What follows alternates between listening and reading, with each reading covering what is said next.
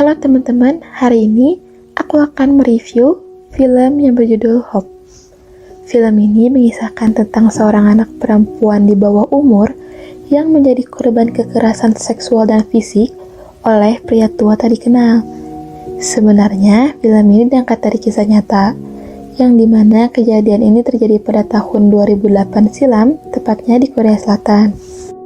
Sebelum lanjut, aku meminta tolong sama kalian untuk mendukung channel ini, supaya nantinya channel ini bisa jauh lebih berkembang, sehingga aku bisa menceritakan banyak film-film yang lebih seru untuk kedepannya. Terima kasih.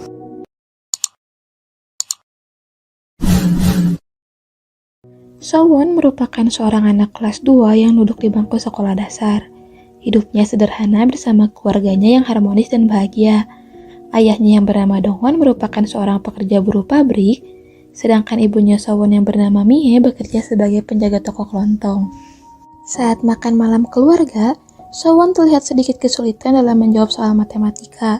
Lalu ia pun menanyakan soal tersebut kepada Mihe. Setelah Mihe menjawab pertanyaan yang diberikan Sowon pun terlihat kurang yakin dengan jawaban dari Mihe.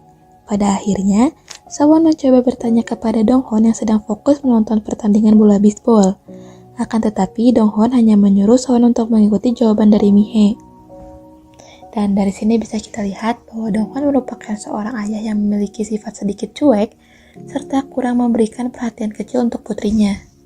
Keesokan harinya, Sowon sedang bersiap untuk pergi ke sekolah seperti biasanya. Ia mengepang rambut dengan bantuan Donghwan sembari menonton kartun kokomong kesukaannya. Sementara itu, di luar turun hujan yang cukup lebat, dan ia segera bergegas ke sekolah.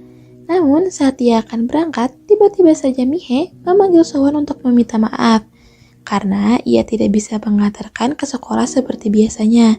Serta juga ia tidak lupa mengatakan kepada Sowon agar berangkat melewati jalan yang besar, jangan melewati jalan gang. Dengan ada yang mengejek, Sowon pun menjawab bahwa ia memang berniat melewati jalan besar tersebut. Saat sedang di perjalanan menuju gerbang sekolah, Sowon bertemu seorang pria tua tak dikenal.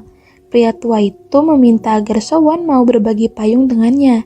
Namun, Sowon menolak permintaan pria tua tersebut. Dan disinilah kisah tragis itu dimulai. Sowon diperkosa secara tragis oleh pria tua tersebut di sebuah lokasi pembangunan yang sudah terbengkalai. Singkatnya, polisi memberitahu kedua orang tua Sowon atas musibah yang terjadi kepada anak mereka. Sowon dilarikan ke rumah sakit. Ia memiliki banyak luka yang cukup parah di tubuhnya. Bahkan, ada luka yang mengharuskan para dokter mengangkat usus besar serta anusnya, sehingga mengharuskan Sowon memakai kantong kolostomi seumur hidupnya, guna mendapatkan usus halus di luar. Seorang polisi memberitahu keluarga Sowon bahwa mereka berhasil mengidentifikasi sidik jari pelaku. Namun, polisi tidak bisa menangkap pelaku lewat sidik jari saja. Mereka memerlukan kesaksian Sowon untuk menangkap pelaku tersebut. Namun, Mihe menentang hal itu. Ia tidak ingin putrinya mengingat kejadian yang mengerikan itu. Setelah bercekcok mulut dengan Donghwan, akhirnya ia setuju mengizinkan Sowon bersaksi dengan syarat bantuan seorang psikiatris anak. Scan selanjutnya, di mana seorang psikiatris membantu Sowon dan para polisi untuk menangkap pria tua tersebut. Dengan menggunakan metode foto, Sowon diperlihatkan foto-foto para tersangka dan berhasil mengenali satu orang tersangka. Dari pengakuan yang diberikan Sowon, polisi langsung bergegas untuk menangkap tersangka pelaku pemerkosaan anak di bawah umur. Pelaku berhasil ditangkap oleh polisi, namun berita tentang pemerkosaan tersebut menyebar di TV nasional, sehingga informasi tentang rumah sakit pun tersebar. Banyak wartawan yang mendatangi rumah sakit. Sowon dibawa pergi oleh Donghwan ke kamar yang lebih tertutup. Namun karena kecerobohan Donghwan, kondisi Sowon justru hampir saja kritis. Kantung anusnya bocor, lalu Donghwan berusaha membersihkannya dengan membuka celana Sowon. Akan tetapi tindakan Donghwan tersebut justru malah mengingatkan kejadian mengerikan yang Sowon alami. Tiba-tiba saja nafas Sowon tidak stabil. Mihe panik lalu berusaha memanggil dokter. Namun karena kelelahan ia pun pingsan. Karena kejadian ini, Sowon pun mulai membenci Donghwan, bahkan ia takut dengan Donghwan.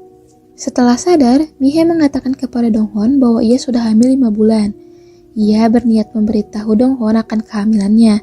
Namun dikarenakan kejadian yang baru saja terjadi pada Sowon, ia bingung bagaimana membicarakannya. Beberapa hari sudah berlalu, sidang pertama sudah dimulai dan dilaksanakan. Jaksa mengatakan bahwa ada noda darah Sowon di pakaian pelaku, serta bukti rekaman kesaksian Sowon. Namun pelaku mengelak. Ia terus mengatakan bahwa ia tidak ingat apapun karena ia dalam kondisi mabuk. Sementara itu, di rumah sakit, boneka badut Kokomong kesukaan Sowon datang untuk menghiburnya. Mereka masuk ke dalam kamar Sowon. Sowon yang melihat karakter kartun kesukaannya pun mulai tersenyum. Aura bahagia mulai terpancar di dalam wajahnya. Donghwan yang baru kembali dari persidangan pun heran, mengapa ada para badut di kamar Sowon. Saat para badut bergantian untuk minum, ia terkejut bahwa Mihe ada di dalam kostum tersebut.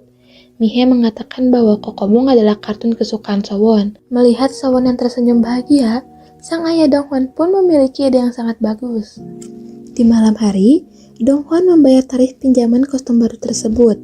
Saat melihat kostum Kokomong, Donghwan berniat meminjam kostum Kokomong itu. Namun sang pemilik kostum memberikan kostum Kokomong bekas secara gratis karena sudah tidak terpakai. Donghwan memakai kostum Kokomong itu. Lalu ia masuk ke dalam kamar Sowon. Ia menyapa Sowon. Sowon yang melihat Kokomong ada di kamarnya merasa heran. Harusnya Kokomong itu sudah pulang untuk beristirahat. Sowon terlihat kembali senang. Ia bahkan memeluk Kokomong itu. Hal ini dilakukan Donghwan agar ia dapat bertemu Sowon. Seperti yang kita ketahui, Sowon benci kepada Donghwan. Bahkan ia tidak ingin melihat wajah Donghwan. Di scan selanjutnya, Sowon mengadakan sesi terapi dengan seorang psikiatris. Ia mulai banyak bicara. Wajah di mukanya pun mulai membaik. Ia sudah boleh pulang dari rumah sakit. Namun saat akan pulang, Sowon merasa tidak nyaman dengan Donghwan. Ia enggan melihat Donghwan sedikit pun. Bahkan saat di mobil pun ada tirai pembatas antara Sowon dan Donghwan. Sesampainya di rumah, Sowon dan Mihe terkejut melihat banyak surat di depan rumahnya itu. Surat ini ditulis oleh teman-teman sekolah Sowon agar Sowon bisa terus bersemangat dan tidak putus asa. Setelah sekian lama, akhirnya Sowon pun bisa pergi kembali bersekolah. Ia diantar oleh teman-temannya. Dan saat di perjalanan lagi-lagi ia melihat Kokomong. Lalu ia pun tersenyum kembali kepada Kokomong itu. Bahkan saat sedang belajar pun, Kokomong itu pergi menghibur Sowon di lapangan sekolah. Sowon tertawa melihat tingkah laku Kokomong yang menggemaskan itu. Saat akan pulang, ia diantar oleh teman-temannya dan lagi-lagi bertemu Kokomong yang menggemaskan. Namun Sowon sepertinya menyadari bahwa itu adalah Donghwan. Sowon berbicara dengan Donghwan, lalu mengajak Donghwan untuk pulang ke rumah. Saat sampai di rumah, begitu terkejutnya Mihe melihat Sowon pulang membawa Kokomong. Lalu Sowon mengatakan kepada Mihe bahwa itu adalah Donghwan. Sowon membuka topeng Kokomong itu. Lalu ia tersenyum kepada Donghwan sembari mengusap keringat Donghwan. Persidangan pun dimulai. Sowon duduk di tempat saksi di dalam persidangan. Ia ditanya oleh jaksa tentang kejadian hari itu. Jaksa menanyakan apakah di hari kejadian pelaku berbau alkohol. Sowon pun menjawab bahwa itu emang sangat bau. Dan akhirnya hakim memutuskan bahwa pelaku hanya dihukum selama 12 tahun. Dikarenakan sedang di bawah pengaruh minuman beralkohol. Donghwan yang mendengar pernyataan hakim tersebut pun merasa tidak terima. Lalu ia mengambil papan nama dan berusaha menyerang pelaku. Sowon yang melihat tindakan Donghwan pun segera menghentikan Donghwan. Ia memeluk Donghwan sembari mengajak Donghwan untuk pulang. Setelah keputusan persidangan tersebut, sepertinya keluarga Sowon sudah bisa menerima bahwa pelaku hanya dihukum selama 12 tahun. Dan di akhir scan, diperlihatkan bahwa Sowon dan keluarganya hidup berbahagia dengan lembaran baru bersama bayi kecil yang cantik.